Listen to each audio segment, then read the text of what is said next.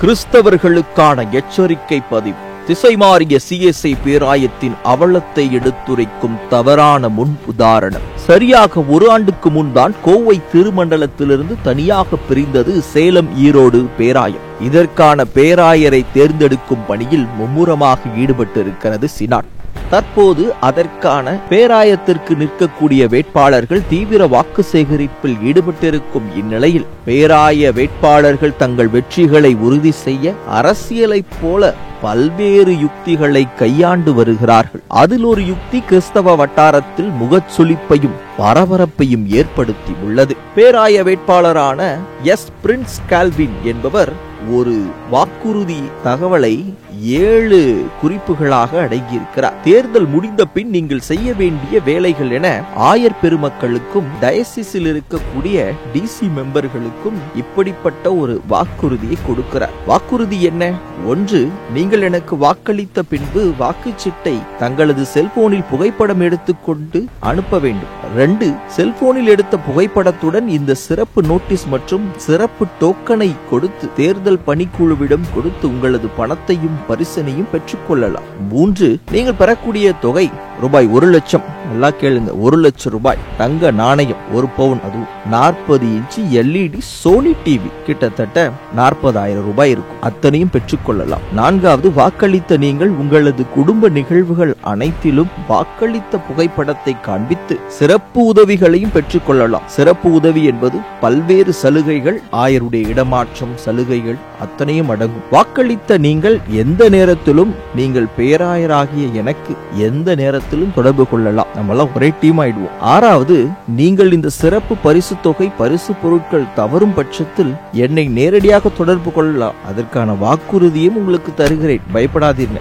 7வது, நீங்க இந்த சிறப்பு நோட்டீஸை, இதுதான் ரொம்ப ரொம்ப முக்கியமானது, இந்த சிறப்பு நோட்டீஸை எக்காரணத்தை கொண்டும் மற்ற வேட்பாளர்களிடம் பகிர வேண்டாம். காப்பி அடிச்சிடக்கூடாது. பரிசுத்த வேதாகமத்தின் மீது சத்திய பிரமாணம் செய்துள்ளீர்கள் என்பதை மீண்டும் நினைவு. பைபிள் மீது சத்திய பிரமாணம். வானத்தின் பேர்ல பூமியின் பேர்ல சத்தியம் பண்ண வேணான்னு சொல்ற பைபிள் மேலேயே சத்தியம் பண்ணி கேட்டுக்கொள்ற ஒரு கேவலமான ஒரு அரசியல் பார்வையாக இந்த நோட்டீஸ் இருக்கிறது. இது யார் இந்த நோட்டீஸை ப்ரிப்பேர் பண்ணாங்க அப்படிங்கிறது இதுவரை நமக்கு தகவல் கிடைக்கவில்லை. ஆனாலும் பேராயத்தினுடைய அத்தனை நிர்வாகிகளிடம் கலந்து பேசி அல்லது இதற்கான உறுதித்தன்மையை உறுதி செய்திருக்கிறோம். அந்த பேராயத்திலிருந்து ஒரு மனிதனை தொடர்பு கொண்ட பொழுது அவர் அளித்திருக்கிற தகவல்கள் இன்னும் திடுக்கிட வைத்திருக்கிறது. வாங்க பார்க்கலாம். இப்போ புதுசா இந்த பிஷப் எலெக்ஷன் நடக்குதுன்னு சொல்லி கேள்விப்பட்டோம். அதுலயும் ஒரு போஸ்ட் ரொம்ப வைரல் ஆயிட்டு இருக்கு. இதோடைய உண்மைத்தன்மை என்ன அப்படின்னு தெரிஞ்சுக்கலாமா? இது குறிப்பா அந்த பிரின்ஸ் கால்வின்ங்கிற அவங்க கோயம்புத்தூர்ல அவரு பொறுப்புல இருக்கிறாரு. கோயம்புத்தூர் டயசிஸ்ல இந்த டயசிஸ் உருவாக்கி 1 வருஷத்துல அவரு இங்க வரவே இல்லை. இந்த பிஷப் இதுல எப்படியாவது உள்ளார வந்துடணும், அதுக்காக எந்த முறையும் கையாளுறாங்க. அவங்க பணத்துக்கு பணமா பண்றாங்க, எல்லாம் இது பண்றோம் அது பண்றோம்ன்றாங்க. இது எப்படி இருக்குன்னா, இது கிறிஸ்தவத்துக்கே இது ஒரு இழிவா இருக்குது. இத ஒரு இழிவுன்னு தான் பாக்கணும். இந்த சிஎஸ்ஐல ரொம்ப வெட்கக்கேடான காரியங்கள் அதிகமா நடக்குது. இல்ல, இப்ப குறிப்பா இவங்களுடைய இந்த இதுல வாக்குறுதிகள் சொல்லிட்டு ஒரு இது கொடுத்திருக்கிறாங்க. ஆமா, அதுல பாத்தீங்கன்னா 1 லட்சம் ரூபாய் கேஷ் தரேன், கோல்டு காயின் தரோம், 40 இன்ச்சு எல்இடி டிவி தரோம் அப்படின்னு சொல்லி போட்டிருக்காங்க. சோ இதுவரையும் பல டயசிஸ் நம்ம தமிழ்நாட்டுல இருக்கு. ஆனா இது ஒவ்வொரு காலகட்டத்துல முன்னாடி நான் கேள்விப்பட்டிருக்கிறேன், ஆயர்களுக்கு மோதிரம் கொடுப்பாங்க, இல்லன்னா சால்வை போத்துவாங்க. இல்ல, இதுக்கு முன்னாடி இப்ப ரொம்ப அதாவது அயோக்கியத்தனம் பண்ணாலும் அதுல ஒரு நியாயம் இருக்கணும்னு பார்த்தாங்க. சரிங்களா? என்ன பண்ணுவாங்கன்னா கூப்பன் கொடுத்துருவாங்க ஆயர்களுக்கு. எல்லா இடத்துலயும் பணம் விளையாடும். இது இவர் புதுசு, என்கிட்ட பணம் பலம் இருக்குன்றது இவர் நிரூபிக்கணும்ன்றதுக்காக இந்த மாதிரி ஒரு ஸ்டண்ட்டை கிரியேட் பண்றாங்க. ஆக்சுவலா இவருக்கு நிக்கிறதுக்கே எலிஜிபிலிட்டி இருக்குதான்றது அதே பெரிய கொஸ்டின் மார்க் இன்னும். ஏன்னா இவர் மேல நிறைய அலிகேஷன்ஸ் இருக்கு. அதனால இவர் அடுத்த 9ஆம் தேதி தான் தெரியும் இவரோட nomination whether it stands to be வோட்டடா என்னன்றது. அப்பதான் we will know. அதே என்ன கேள்விக்குறியா இருக்கு. ஆனாலும் தன்னோட பணபலத்தை காமிக்கணும் அப்படின்றதுக்கு ஒரு வீம்புக்கு இந்த மாதிரி ஒரு வேலை பண்றாங்க. எந்த விதத்திலயும் இதை ஏத்துக்க முடியாது. பாஸ்டேட் எலெக்ஷன்ஸ் எல்லாம் ஒரு சில இடத்துல இந்த மாதிரி வந்துச்சு. டவுன் சவுத்ல அந்த இடத்துங்கள்ல எல்லாம் வந்து பாஸ்டேட் எலெக்ஷனுக்கே வந்து நாங்க ஸ்கூட்டி வாங்கி தருவோம், அது தருவோம். அந்த அளவு தான் போச்சு ஒழிய இது 1 லட்சம் அந்த மாதிரி ஒரு எக்ஸாஜரேஷன் அமௌண்ட். ரெண்டாவது இது வந்து ரொம்ப it is sad to connect with today's politics. But இதை வந்து இதை கனெக்ட் பண்ணி தான் பண்ண முடியும். அந்த அரசியலை விட இது ரொம்ப மோசமாக இருக்கு. இல்ல டிடிவி தினகரன் வந்து 20 ரூபா டோக்கனை கொடுத்துட்டு காசு கொடுக்காம விட்டார்ல, அதே மாதிரி தான் இதுவும் நடக்கும். இப்போ அவர் தராரோ தரலையோ அப்படிங்கறத விட இப்போ என்ன பேசு பொருளா இருக்கு அப்படின்னு சொன்னா கிறிஸ்தவ வட்டாரத்துல இப்படி ஒரு இழிவான நிலைக்கு மிஷினரிகளால் உருவாக்கப்பட்ட இந்த திருச்சபைகள் போயிட்டது அப்படிங்கறது. அதாவதுங்க தீர்வு வந்துங்க இது என்ன பிரச்சனைனா கோர்ட்ல வந்து நிறைய வழக்குகள் நிலுவையில் இருக்குது. சரிங்களா?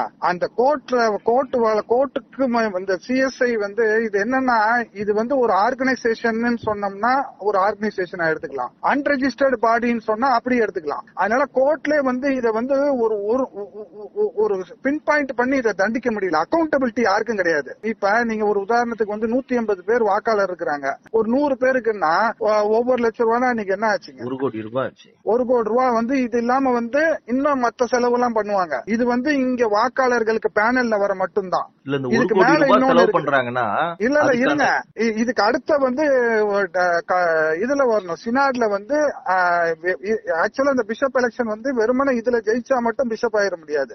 அதுல வந்து பேனல் ஒரு 2 பேரோ 3 பேரோ 4 பேரோ வருவாங்க. அப்புறம் சினாடு வந்து அதுல வந்து அவங்களுக்கு எல்லாத்துக்கும் மேல போட்டு அங்கேயும் பணபலம் தான் பேசும். யார் அதிகமா ஓப்பனா இங்கனாச்சும் இப்படி இருக்குது அது ஏலம் விடுவாங்க. கேடுகட்ட டயசிஸ வந்து கேடுகட்டு குட்டிச்சோர்த்தனமா வச்சுட்டாங்க. பணம் தான் பணம் கொள்ள என்ன எவ்வளவு பணம் என்ன எடுத்தாலும் வந்து அக்கௌண்டபிலிட்டி கிடையாது. யாருக்குமே இவங்க பதில் சொல்ல வேண்டிய அவசியம் இல்ல. அந்த மாதிரி ஒரு சூழ்நிலை இருக்கிறதுனாலதான் இது வந்து இப்ப இனிமேல் வந்து சிஎஸ்ஐன்னு சொல்றதே எங்களுக்கு எல்லாம் அசிங்கமா இருக்குங்க. இப்ப இன்னொரு இந்த கொள்ள கூட்டம் திருடர் கூட்டம் தான் சொல்லணும். என்ன பண்றது?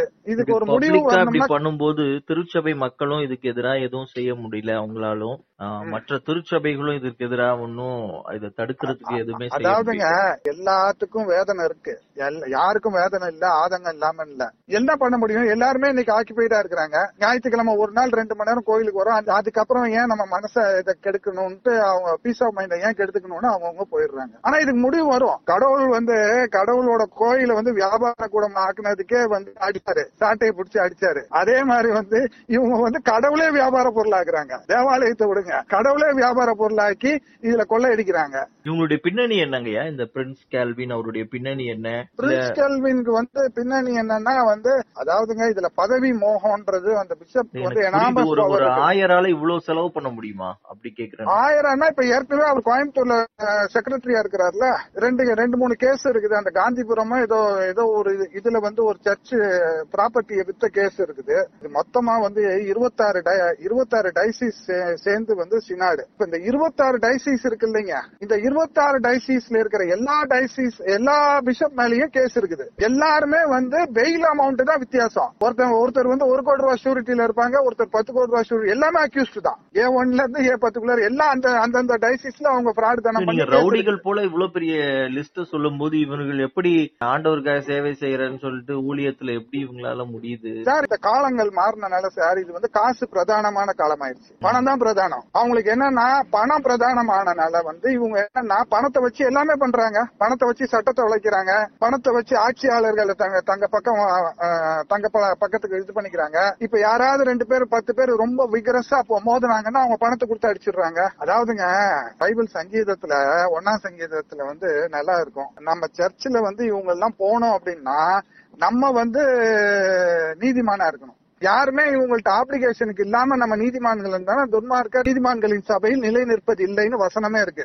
இதுங்க எல்லாம் துன்மார்க்கா நம்ம நீதிமானா இருந்தாதான் இந்த சபையில இருந்து இவங்க போக முடியும். நம்ம ஏதாவது ஒரு ஆப்ளிகேஷனுக்கு போய் நிக்கிறோம், அது அவங்க ஆடட் அட்வான்டேஜ் எடுத்துக்கிறாங்க. இது வந்து இனிமேல் சிஎஸ்ஐன்னு கூப்பிடுறதுக்கே கேடுங்க. இதுக்கு வேற ஏதாவது கொள்ள கூட்டம்னு பேர் வச்சிடலாம், அங்கேயே போட்டுட்டு கொள்ளையடிக்கிற கூட்டம்னு வைக்கலாம். திருச்சபை மக்கள் என்ன செய்யணும்னு நினைக்கிறீங்க ஐயா? கடைசியா திருச்சபை மக்கள் வந்து இது ஒன்று திரண்டு வந்துங்க இது வந்து ஒரு முடிவு கொண்டு வரணும். ஆனா என்ன பண்றாங்க? திருச்சபை மக்கள் வந்து ரிவோல்ட் பண்ணோம்னா வந்து எங்க மேல வந்து இது ஒழுங்கு நடவடிக்கைன்ற பேர்ல பண்றாங்க. அப்படிதான் சென்னை ஜெயிசிஸ்ல ஒருத்தர் அப்படி கேஸ் போட்டாரு, அவரை ஒழுங்கு நடவடிக்கைன்றாங்க. இப்ப அதாவது கட் பண்ணிட்டாங்க. அதான் சொல்றேன். இந்த மாதிரி வந்து மிரட்டல்கள் எல்லாம் இது ஜனநாயக முறையே இல்லைங்க. இது டோட்டல் டிக்டேட்டர்ஷிப்பா தான் இருக்குது. பணம் இருந்தா போதும். இதை எதிர்த்து, அதாவது இது வந்து ஒரு புற்றீசல் மாதிரி இது ஊறி இதாகி போச்சு. இதை எதிர்த்து போராடணும்னா நம்மளால முடியல. எத்தனை கோர்ட் அவமதிப்பு வழக்கு இருக்கு தெரியுமா? கண்டெம்ட் ஆஃப் கோர்ட் கேஸ் அவ்வளவு இருக்குது. அந்த டயசிஸ்ல வந்து ஜெனரல் செக்ரட்டரியா இருக்காரு, அவர் லாயர் தான். அவர் வந்ததுக்கு அப்புறமா கண்டெம்ட் ஆஃப் கோர்ட் இது பண்ணாம வாங்கிட்டு இருக்காங்க. கோர்ட்டுனால பயம் இல்லாம போச்சு. கண்டெம்ட் ஆஃப் கோர்ட் போட்டு இவங்களுக்கு எல்லாம் வந்து தண்டனை வந்து சிறைவாசம் கொடுத்தாதான் வந்து அடுத்த தலைமுறை பிஷப்னாச்சும் கொஞ்சம் பயப்படுவாங்க. இது வந்து ஒரு சர்வீஸுங்க. இது வந்து கடவுளுக்கு சேவை செய்ய வந்திருக்கிறாங்க. வந்த உடனே டிஏ எல்லாமே டிஏன்னு பாத்தீங்கன்னாலே இதுல வந்து பல கோடி, ஒரு 100 கோடி ரூபாய் சினாட்ல இருந்து டிஏக்கே போகும். இதர செலவுகளுக்கு 250 கோடி ரூபாய் எழுதுறாங்க சினாட்ல. டிஏனா எதை மீன் பண்றீங்க ஐயா? டிராவல் அலவன்ஸுங்க. அதுக்கு மட்டுமே 100 கோடி செலவு பண்றாங்களா சினாட்ல? மொத்த இதுலயும் சேர்த்து சொல்றேன். கடவுளுக்கு சேவை செய்ய வந்திருக்கிறோம், எதுக்கு பணம் வாங்குறாங்க? உன்னோட தேவைக்கு பணம் வாங்கு, மத்தவனுக்கு எதுக்கு பணம் வாங்கி தர? இப்ப காணிக்க பணம் இவ்வளவு விரயம் ஆகுது. காணிக்க பணம் அதாவது இதெல்லாம் நம்ம ரொம்ப உடைச்சு பேசணும்னா யாரும் காணிக்கையே போட மாட்டாங்க. இப்பயே வந்து காணிக்கை வந்து முன்னாடியோட ரொம்ப கம்மியாயிருச்சு. அதாவது தசமபாவம் முன்னாடி எல்லாம் வந்து தசமபாவம் எடுத்தா வந்து சிஎஸ்ஐ கிறிஸ்தவன் வந்து அப்படியே முழுசா கோயிலுக்கு கொடுப்பான். ஆனா இன்னைக்கு வந்து அது மாறிடுச்சு. மத்த ஊழியத்துக்கும் சேர்த்து கொடுக்குறாங்க. இங்க நடக்கிற அவலத்தை நினைச்சு அதனால இங்க கொடுக்குறாங்க. ஏன்னா இங்க காணிக்கை ஜீரோ ஆயிடுச்சுன்னா அவனுங்களால நடத்த முடியாது. ஒரு எழுப்புதல் வந்தாதான் இந்த திருச்சபைகள் சந்திக்கப்படும். எழுப்புதல் வந்து கடவுள் வந்து எழுப்பி இவங்களை வந்து இதை கொண்டு அடிச்ச மாதிரி அடிக்கணும் இவங்களெல்லாம்.